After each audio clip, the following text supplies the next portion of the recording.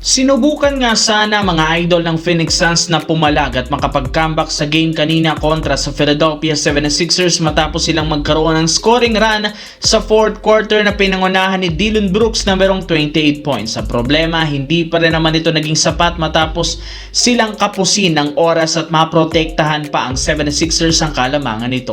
Kaya sa huli natalo sila 109-103 na dahilan bakit umabot na sa 2 games ang lose streak. Mabuti na lang kahit man sunod-sunod ang kanilang pagkatalo, may positibo pa rin naman ang nangyari sa team.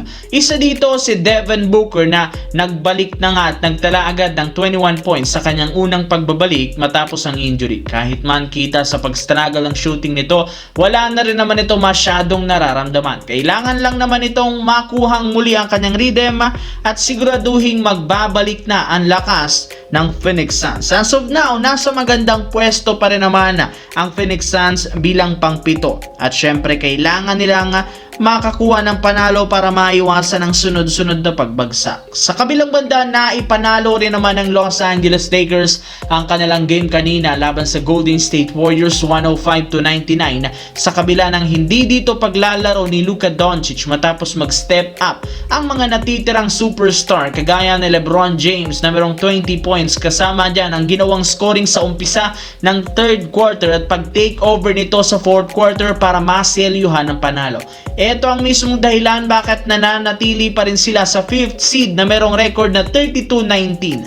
Pero kahit man nagkaroon ng magandang laro ang Lakers, hindi pa rin naman sila kontento. Sa katunayan, opisyal na nga po nilang pinapirma ngayong araw ng 2-year deal si Kobe Bufkin bilang 15th na miyembro ng lineup. Bukod dyan, binabalakan rin naman ng Lakers, binabantayan rin naman nila ang posibilidad na pagiging available ni DeMar DeRozan sa buyout market. Ayon sa lumabas na balita, posibleng magkasundo ang kampo ng Kings at ni DeRozan na i-waive ang kanyang kontrata. At dito na papasok ang ideya na pagkuha ni Rob Pelinka sa kanya. Sa kabilang banda, nabigo nga ang Utah Jazz sa kanilang game kanina laban sa Orlando Magic 120-117 na siyang nagpabagsak na naman ang kanilang record sa 16-37 bilang 13 seed sa West.